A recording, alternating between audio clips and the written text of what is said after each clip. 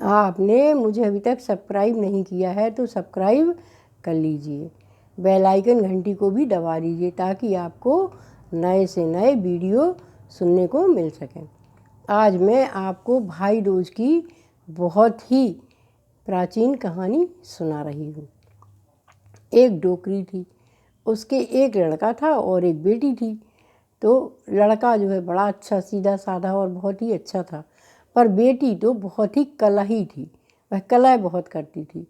तो वैसे भी लड़कियों का स्वभाव होता है कलह करने का। तो उसने जल्दी शादी कर दी, तो वो अपनी ससुराल चली गई। अब लड़का अकेला रह गया। तो लड़का कहने लगा, माँ मैं अपनी बहन से भाई दूज का टीका कराने जा रहा हूँ। तो माँ ने कहा, अरे काय को कलही के यहाँ जा रही हो, वो बहुत कलह करती है। पर भाई नहीं माना और वह बहन के यहाँ चल लिया। जैसे ही वो चला तो रास्ते में उसको बहुत व्यवधान आने लगे, क्योंकि उसकी मृत्यु का योग पास आ रहा था। तो वह जैसे ही चला तो नदी बढ़ने लगी, बहुत बढ़ती गई। तो उसने नदी के हाथ जोड़े और पैर छुए जल में उतरने से पहले और कहा, हे माँ, मुझे बहन के घर जाने से क्यों रोक रही हो? तो नदी कहने लगी कि देखो, तुम्हारा काल हूँ मैं, तुम्हें आज इस नदी में बहना है। तो उसने कहा, माँ ऐसा ना करो, मैं बहन के लिए बड़े मन से आया हूँ भाई दूज पे टीका करवाने के लिए। आप एक काम करो कि मुझे बहन से टीका करवाए आने दो, फिर मैं आ जाऊँगा। तो उसने कहा, भाई ठीक है, मैं तुम्हें उतना समय दिए देता हूँ। तो वो नदी ने रास्ता दे दी, तो वह चल दिया। आगे चला तो उसको एक काला नाग मिला, फनफनाता हुआ चला आ रहा था। तो उसने नाग को हाथ जोड़े और प्रणाम किया और बोले, भाई आप इतनी तेज़ी से क्यों जा रहे हो? बोले, मैं आपको ही डसने आ रहा हूँ, मैं यम के द्वारा भेजा हुआ जो है तुम्हारा काल हूँ, मैं आज तुम्हें डसूँगा, आज तुम्हारी मृत्यु का योग है। तो उसने कहा, भाई डस लेना, पर मैं अपनी बहन से टीका कराने जा रहा हूँ, तो मुझे बहन से टीका कराए आने दो, इतना तो समय दे दो। तो उसने कहा, ठीक है, फिर आ जाना। तो उसने कहा, ठीक है, मैं लौट के ज़रूर आऊँगा। और चलते चलते उसको अंधेरा सा हो गया। तो जंगल पड़ता था, जंगल में एक भयानक शेर आ गया और उस शेर ने कहा कि आज मैं तुम्हें खाऊंगा। तो उसने कहा, भैया हमें खाने से तुम्हें क्या मिलेगा? बोले, आज तो तुम्हारी मृत्यु का योग है, तुम 2 मृत्यु से तो बच गए, लेकिन मुझसे नहीं बच सकते, मैं तो यम का दूत हूँ, मैं तो तुम्हें खाऊंगा। तो उसने कहा, भैया इतना समय दे दो कि मैं अपनी बहन से टीका कराया हूँ। मैंने कहा, ठीक है भैया, आ जाना लौट कर। ने कहा, ठीक है। भाई चला, चलते चलते बहन के घर पहुंच गया। तो बहन ने कहा, अरे भाई आया, भाई आया। तो उसने जल्दी से भाई के लिए बढ़िया अच्छा खाना बनाया। और दूसरे दिन दोस्त थी, तो उसने भाई के लिए अच्छा टीका किया और बढ़िया बढ़िया पकवान बना के अपने भाई को खिलाया। और भाई से कहने लगी कि भाई कुछ दिन और रुक जाओ। तो भाई कुछ दिन और रुका रहा। फिर उसने कहा कि बहन अब हम मुझे चलना चाहिए, माँ अकेली है, मेरी चिंता कर रही होगी। तो उसने कहा, ठीक है भाई। तो उसने जल्दी जल्दी लड्डू बनाए, तो उसने भैया को मान दिए। उसने कुछ लड्डू बचा के रख लिए कि शाम को जब हमारे बच्चे आएंगे तब खिलाएंगे। थोड़ी देर में वो लड्डू तो नीले हो गए। तो उसने कहा, अरे देखा तो वहाँ एक सांप पड़ा था मरा हुआ। तो वह दौड़ी दौड़ी गई कि भैया उस लड्डू तो नहीं खाए? उन्होंने कहा, नहीं खाए बहन। बोले, इनको तो खोद के गाड़ दो। खोद के गाड़ दिया। भाई को बड़ा दुख हुआ कि भूख लग रही थी और बहन ने लड्डू भी नहीं खाने दिए। अब वो कहने लगी, भैया हम तो दौड़े दौड़ आए, हमें प्यास लगी है। तो उसने कहा, जाओ पास में तालाब है, नदी है, जो भी मिल जाए उसमें पानी पी आना। तो वो गई, तो वहाँ पे कुछ औरतें बैठी थी। तो उनने कहा, आप ये क्या कर रही हो? बोले, जो है हम जो है भाई की मृत्यु का सांसें लिख रहे हैं कि इसकी कितनी सांसें शेष हैं। तो उसने कहा, क्यों भैया? बोले, नहीं, जो भाई है उसकी मृत्यु का योग है। तो उसने कहा कि एक तो उसकी बहन ने टाल दिया है, अब लेकिन नहीं टाल पाएगा। तो वो समझ गई कि हमने नहीं टाल दिया अपने भैया को जो है सांप से। उसने कहा, तो क्या करें? उनने कहा, आपको कुछ उपाय करना पड़ेगा। बोले, ठीक है, हम करेंगे जतन, अगर हमारा भाई बच जाएगा तो। तो वो आई, तो भाई से कहने लगी कि भाई आपकी एक मृत्यु का योग तो टल गया। तो भाई हंसने लगा। बोली, एक टला है बहन, बहुत है। उन्होंने कहा, कैसे? बोली, रास्ते में शेर है, सांप है, नड्डी है, सब मुझे खाने के लिए बैठे हैं, मेरी तो मृत्यु का योग ही है।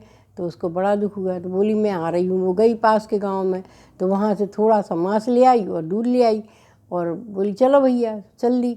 और एक चुन्नी ले आई। रास्ते में चल दी तो वहाँ पे एक शेर मिला। तो शेर ने कहा कि भैया आ गए? उन्होंने कहा हाँ आ गए। तो बहन ने झट से थैले में से मांस निकाल के और शेर को बड़े प्यार से भोजन रख दिया। तो शेर जो है मांस खाने लगा। बहन आगे बढ़ गई भाई का हाथ पकड़कर। थोड़ी दूर चली तो फनफनाता हुआ नाग आ रहा था। उसने आते ही कहा भैया आ गए? उन्होंने कहा आ गए। तो बहन ने झट से कटोरे में केसर डला हुआ अच्छा बढ़िया दूध निकाला और रख दिया। तो नाग दूध पीने लगा। तो बहन ने जल्दी से भाई का हाथ पकड़ा और लेके चल दी। अब रास्ते में चली तो वो नदी थी। तो जैसे ही नदी उफान पे आई तो उसने हाथ जोड़े, चंदन चावल अक्षत फूल धूप डाले और नदी की स्तुति की और उनको चुन्नी उड़ा दी। तो नदी प्रसन्न हो गई और उसने रास्ता दे दिया। वो अपने भाई को लेके घर आ गई।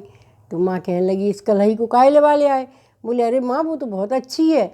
जहाँ से माँ ने कहा है कलही तो वो गाली देने लगी भैया को, नाश का मिटा काय को हुआ ना, हम अकेले ही रहते तो अच्छा था। तो बहन ने कहा, माँ ने कहा देखो तो काय को ले वाले आए। वो गाली बकने लगी। उसने कहा आप क्या करें? उन्होंने कहा चलो ब्याह शादी तक तो हम रोकेंगे। शादी का टाइम आया तो उसने कहा भैया पहले हमारे मोहर रखी जाएगी। सो कही कि नहीं नहीं चलो भैया रख दो। सिरन ब्याह हुए तो जैसे ही सर पे रखी तो उसमें सांप था।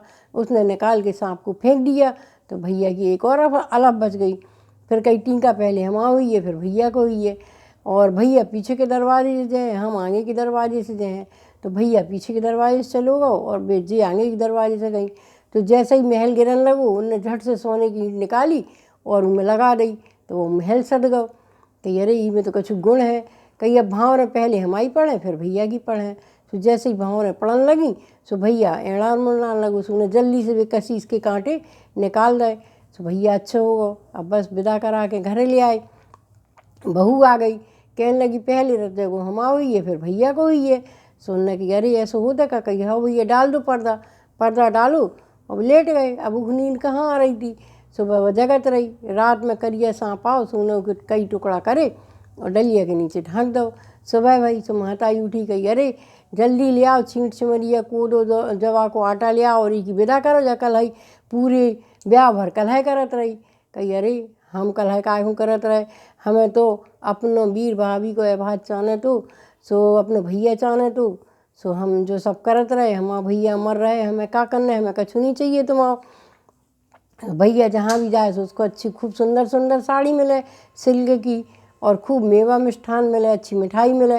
तो भैया कहने लगो कि हमें तो ना बा छीट छिमरिया मिल रही ना कोद जवा को आटा मिल रहा। तो बहन बोली भैया हमें कछु नहीं चाहने, ना बा छीट छिमरिया चाहने, ना जो है कोदो चाहने, ना रेशम सिल्क की साड़ी चाहने। आओ आओ हम सबको दिखाएं। सो उन्हें डलिया खोल के दिखाओ। सो के अंदर करिया नांग हटो और सो सब ने देखो सो सब बड़े खुश भये।